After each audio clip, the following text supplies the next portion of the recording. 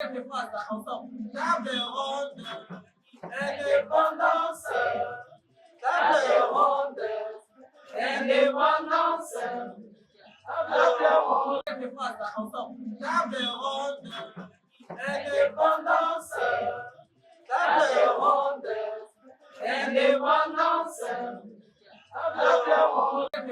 Ensemble. Table ronde, indépendance. Table ronde, indépendance. Table ronde. Je disais tantôt, les thèmes d'aujourd'hui, c'est vraiment un exercice de réflexion pour nous tous. Vraiment, je pense qu'il est temps qu'on puisse recentrer l'essentiel de ce que devaient être les discussions entre élites du pays. Ça va peut-être gêner, mais il faut bien qu'on assume notre position stratégique. C'est-à-dire que quoi? Disons en tant que mouvement, en tant que révolution, en tant qu'organisation civile et politique, niche stratégique n'a les élites. Ça veut dire de personnes à qui on a appris à lire, à écrire, à compter et à raisonner. Nous travaillons avec ce groupe-là d'abord. Pas par discrimination négative, mais plutôt par sélection stratégique, parce que nous pensons que groupe Wana et accompagnera dans la construction du développement pour nous attendre. C'est-à-dire que avant 60, ce pays était un pays développé. Excusez-moi, mais avant 1960, la République démocratique du Congo était un pays émergent par rapport aux indicateurs de cette époque-là. Ça veut dire que c'était déjà un pays. Nous n'avons pas appris à devenir un pays en 60, mais nous avons appris à devenir un pays par notre gestion en 60. Je ne sais pas si on s'est compris. Faisons la différence. En 60, on ne devient pas un pays, mais en 60, on devient le pays géré par soi. Est-ce qu'on peut répéter ça ensemble? En 60, on était déjà un pays. Non, disons ça vraiment. Disons, en 60, on était déjà un pays. On répète? En 60, on était déjà un pays. Voilà. Donc, on était déjà un pays avant. Et ce pays qui existait avant 60 réunissait tous les indicateurs du progrès, de la construction du développement. C'est-à-dire que c'est le challenge que nous avons. Il faut qu'on construise le développement. Nous devons, qui par nature ou par divinité, tout ce que vous voulez, nous nous sommes retrouvés dans ce pays. Le rôle que nous avons, c'est créer le développement dans ce pays. C'est et avant nous, on était là. Si la femme se lève, que je vais agir, je le change. Il faudra que je change. C'est comme tout balai. C'est comme tout change. Comme tout rend propre. Si vous commencez à rendre propre chez vous, vous allez rendre propre. Des activités qui créaient ce développement. C'est-à-dire que les personnes qui créaient le développement, c'était nous. Mais on était gérés par les autres. Le Belge. C'est lui qui disait quand on commence le travail, quand on arrête, quel travail faire et de quelle manière le faire.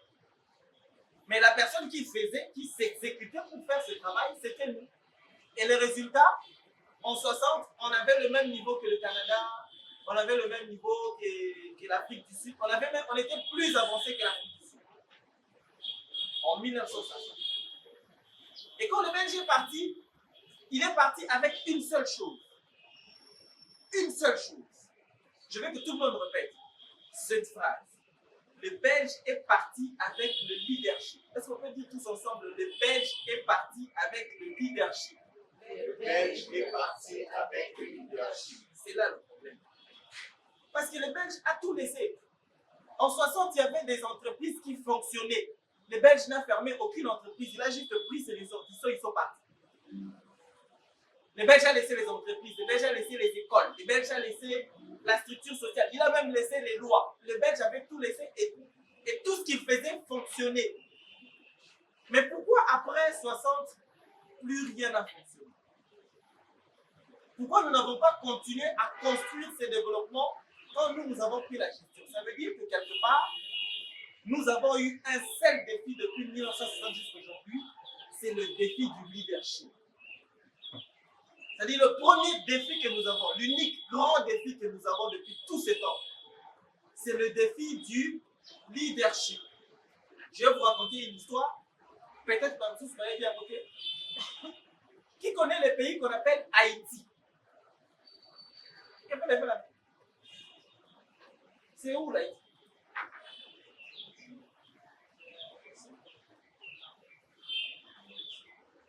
En Amérique centrale, en Amérique latine.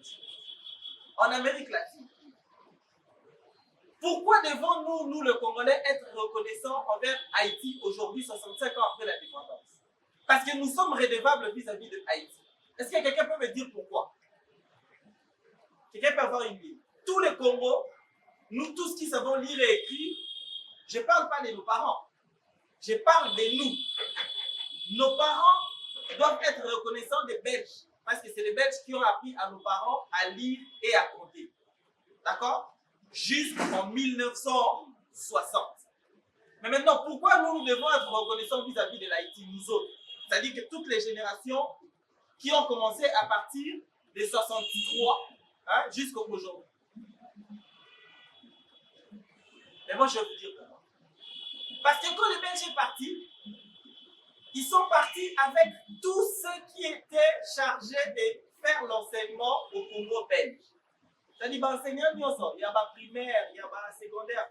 C'est vrai, tout ça qui est dans l'université, il y avait un cycle qui ressemblait à ça. Parce que l'université, proprement dit, a commencé en 56. Non, on avait déjà des universités. En 56. L'université, proprement dit, a commencé en 56. C'est-à-dire que, tout le monde qui à peine posait un cursus à l'université.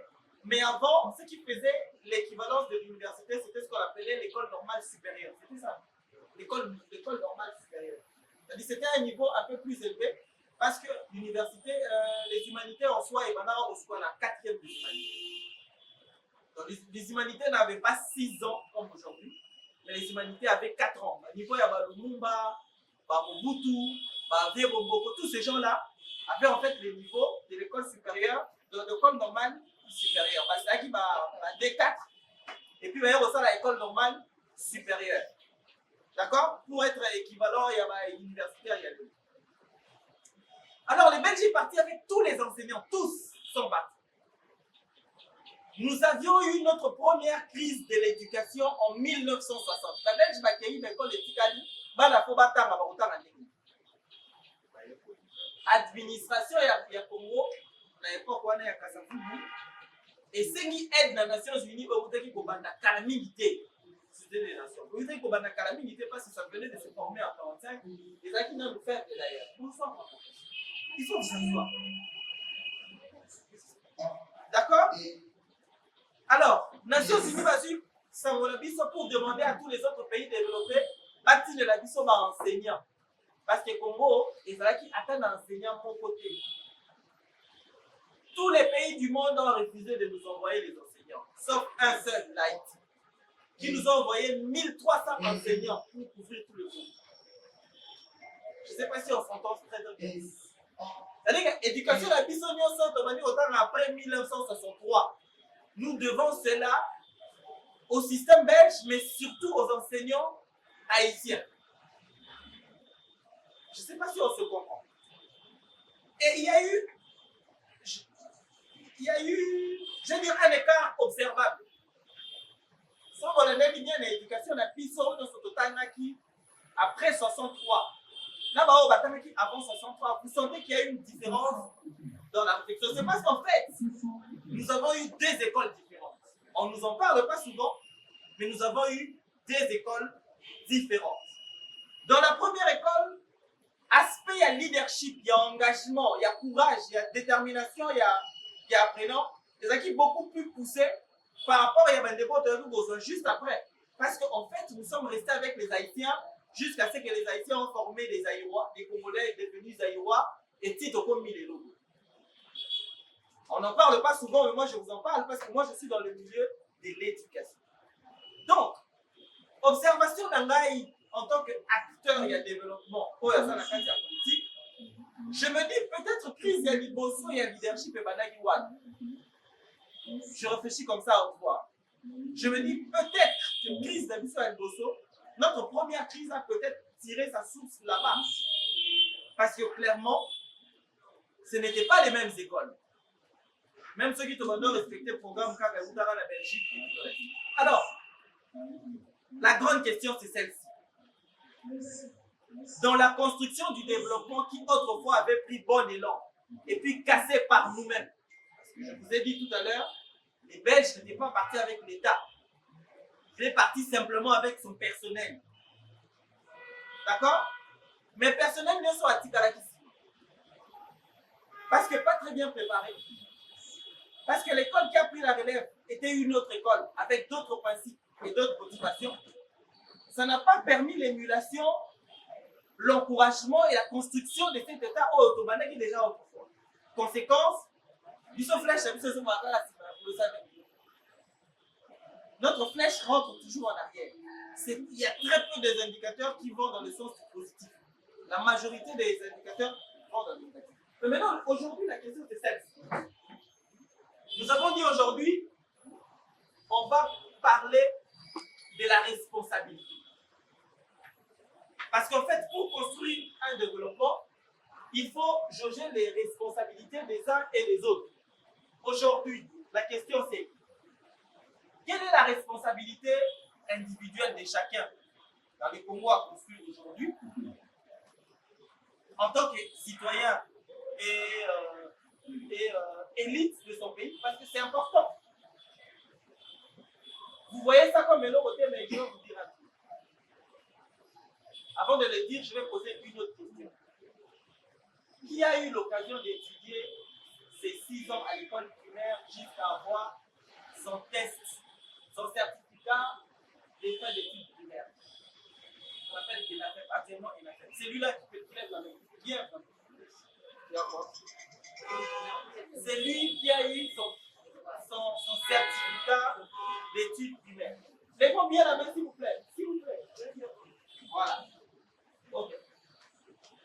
Et la deuxième question, c'est qui a eu la chance de faire 6 ans à l'école secondaire et a eu son diplôme d'État?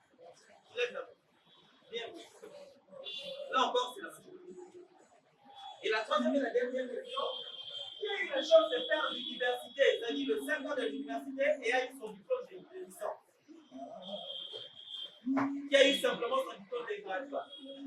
Et bon, bien la chose. Ça veut dire ceci.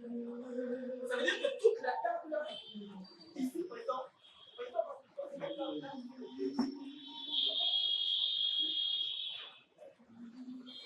excusez-moi que je le répète comme ça, hein. C'est lui le président de la Ligue des jeunes. Vous avez vu laquelle c'est lui, c'est un Haïtien. Nous sommes des Belges. En fait, la différence que je voulais faire, elle est celle-ci. Maintenant, sur la table, la chance que vous avez, vous représentez 15% à Congo.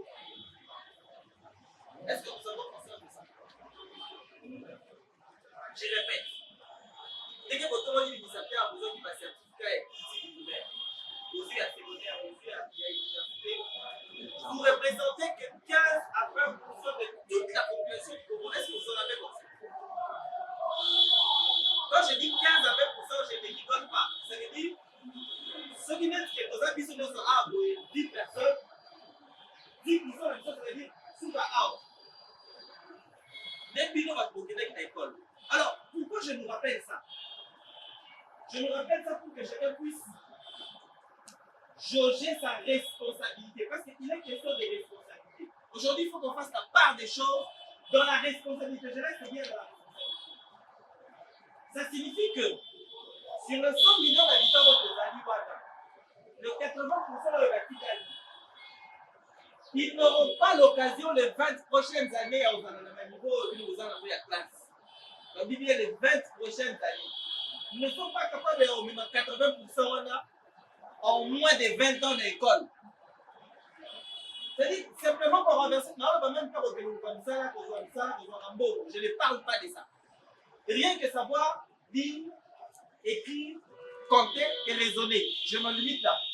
Je ne dis pas encore aller travailler, chercher à construire le développement. Je dis d'abord ça. Ça veut dire lire, écrire, compter et raisonner. De 80%, il faut au moins 20 ans. Au moins 20 ans, et si les choses se font bien. Maintenant, imagine à quel point tu es privilégié et tu es responsable pour toi et pour les autres. C'est-à-dire que quand tu as appris à lire, à compter et à raisonner, c'est individuel. Quel est le rôle de l'international dans la construction de ce développement? Parce qu'aujourd'hui, la vérité, il faut qu'on construise un développement. Nous devons construire le développement de ce Congo. Ok, nous sommes d'accord là dessus, nous tous.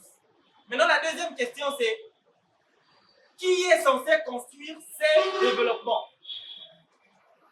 On revient dans le principe de... Dans l'éducation citoyenne, le civisme et l'éthique. Pour ceux qui sont congolais, il faut que là, il y ait mon copain pour la Congo. Quand on va dans la Congo, il faut que la Yomo. Je ne sais pas si on se comprend. Donc, pour la Congo, maintenant on copie pour la Yomo. Mettre de côté les antivaleurs, mettre de côté la négligence, mettre de côté. On y va tout le monde qui s'habille sinon. Parce que pour Congo évoluer, il faudrait que les gens se démarquent. Raison pour laquelle, tout à l'heure, notre président parle d'agir comme un parti d'élite. Parce qu'on pense que Ninge Tozawa, un leader et un lobby, un leader vaut 30 personnes ou 50 personnes derrière. Il faut juste qu'il y ait une Moutou, Atia Moutou pour commencer là. Mais nous devons être de vrais leaders pour changer les choses. Sinon, je me répète encore, les mêmes causes produisent les mêmes effets. En tout cas, c'était ça ma proposition. Est-ce qu'il y a une personne qui peut me rappeler notre thème d'aujourd'hui? Notre thème d'aujourd'hui. Parce que on saura ce qu'on est en train de faire seulement si on sait débattre autour d'un sujet à laquelle on avait choisi. C'est quoi les sujets qu'on avait pour la thématique qu'on avait opté pour les 65e anniversaire de la RDC. Pour nous en tant qu'AGIR. Donc on a aussi de la téléphone. Donc on a ce cas de quoi il faut vraiment qu'on réfléchisse autour de notre thématique. C'est très